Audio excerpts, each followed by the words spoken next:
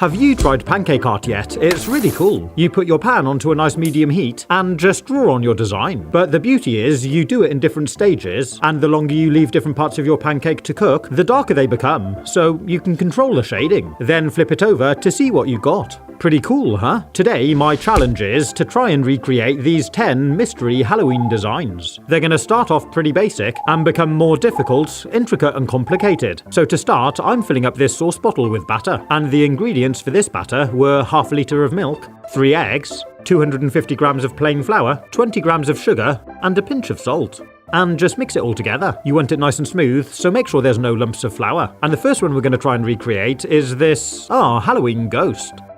I'm starting by making the 2 eyes and a mouth, then I drew on the outline. And now I'm going to start to fill it in.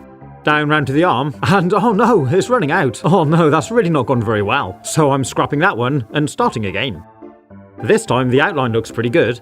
I left it cooking for a little bit, then filled it in. And once I could see it was pretty much cooked through, I flipped it over, and well, yeah, it's come out okay, but I'm not really very happy with it. So let's try one more time. I drew on the eyes, mouth, and outline again, left it to cook for a minute, then filled it in. This time I'm turning it over slightly sooner. And there we go, that's looking pretty good. What do you reckon? And let's see what the next one's gonna be. This skull. So for this one again, I'm starting off with the eyes, nose, and mouth, then I did the outline, and filled it straight in. Again, there's not a huge amount of definition there. I should have left those details to cook a little bit longer before I filled it in. So let's try again. This time I left them cooking for a good minute, and once I filled it in and flipped it over, it's looking pretty good. It's definitely all a learning curve, this. So for number 3, I've got to make this Halloween bat. I'm doing the outline first and filling it straight in. It doesn't look very symmetrical, this one. It's actually really difficult to do. And when I flipped it, no, let's try again. I went for exactly the same technique. This time the shape's looking a bit better, but when I flipped it, it's gone a bit patchy and bubbly. I'm not very happy with that either. So let's try again. Around the wing line and across the bottom. Oh no, that's gone a bit messy. It really is difficult to get this outline right. But this one's looking good. I filled it all in, and this time I'm leaving it to cook for a little bit longer. And when I turned it, cool, that's come out well. Yeah, I'm happy with that. It's just a shame I never drew on any ears.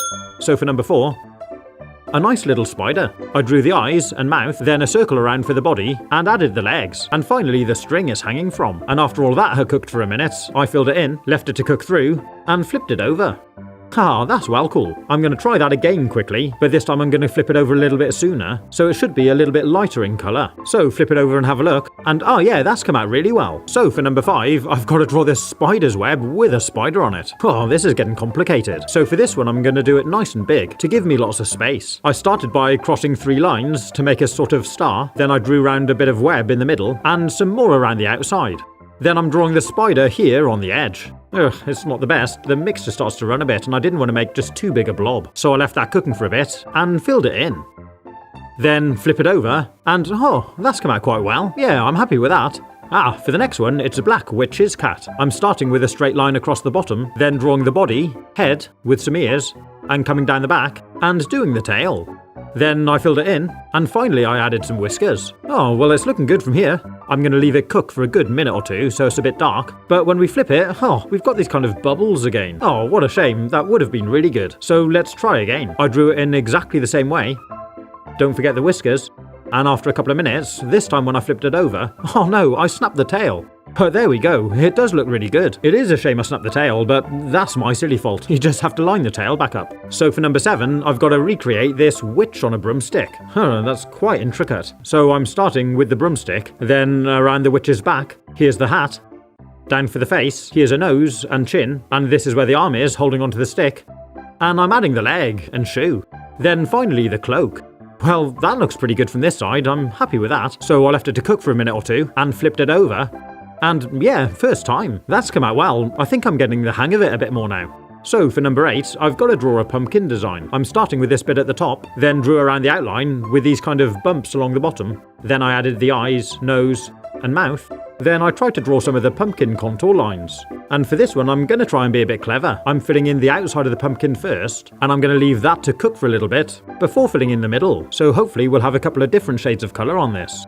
And once I left it all to cook, I turned it over, And, oh yeah, that's come out quite well. You can definitely see the different shades of colour, and the detail isn't bad. But I do fancy having another go, see if I can make it any better. I tried the same again. It is really difficult getting all the detail. Don't squeeze out too much because you don't want it to run into a blob. Next, I filled the outside edges, left it cooking for a little, then the next two, and finally the centre. And when I flipped it over, oh yeah, that's not bad at all, is it?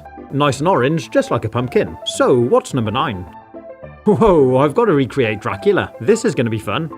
I'm starting off with the ear, going round under the chin and doing the other ear, and over the top of the head. Next, here's the hairline, which I'm filling in. Then I'm doing the eyebrows, eyes, nose, a smile, and the fangs. I'm filling in by here, and leave it to cook for a minute or so. Then I filled in the face, and the ears, left it to cook through, and turned it over. Oh, that's come out quite well. What do you reckon? I do wish I'd left the first stage to cook a little bit longer though, to make it a bit more defined. So I'm going to try again. This time I'm going to make it a little bit bigger. Round the chin, there's the other ear, over the top of the head. There's the hairline, the eyebrows and eyes, nose, mouth and fangs. And this time I'm leaving it at this stage for a good couple of minutes. It should really start to darken up. Then I'm filling the face in, and the ears, and after another minute I flipped it over. Look at that. What do you reckon? I'm really pleased with that. Ha, the ear is a little bit big though. So what's number 10? Ha, of course, a flaming pumpkin. My profile picture. This is going to be a real challenge. But before I start, I just want to say if you're enjoying this video, please do consider subscribing. And if you want to support the channel, you might be interested in this new special edition flaming pumpkin mug, celebrating 10 years of the channel. You can find it in my shop under the store tab, or there's a link in the description. But now, let's see how we get on making a flaming pumpkin pancake. I'm drawing the outline first, then it's got these sort of sinister looking eyes. Here's the nose, and let's try and get this mouth right. Wow, that's come out really well. I'm really pleased with that. Now I'm going to leave all that to cook for a good minute, then I filled it in, and I'm leaving that to cook for another minute too, and finally I'm drawing on some fire. It's come out a bit weird. And when I flipped it over, oh, what a disappointment. The face hasn't come out at all. What a shame. I thought that was going to be great. Well, let's try again. I drew the outline, the eyes and the nose, but this time the mouth wasn't quite so good really. But after a minute I filled it in and drew the flames. And, well, it's not bad, getting there, but definitely still room for improvement. So I'll have another go. Again, it's really difficult to get the mouth right, but after that I cooked, I filled it in and drew on the flames. And again, it's really messy. I'm not happy with that. We've got to get this right. So here's number 4. I'm still not particularly happy with the mouth. There's just so little space. But I filled it in and drew on the flames, turned it, and yeah, that's pretty good. I wish I'd left that face cooking for a little bit longer to get that better definition. So let's give it one final attempt. There's the outline and the face. And this time I left it to cook for a good couple of minutes before filling it in. Then I drew on the flames, and I flipped it over quite quickly. And yes, look at that. Finally, I think that's come out pretty well. The pumpkins come out pretty orange, you can really see the face detail, and the flame looks nice and bright. Definitely happy with that. But now, if you'd like to see some really cool kitchen gadgets for Halloween, I definitely recommend you click on the link here. There's some amazing ideas. Have fun, stay safe, and as always, thanks for watching.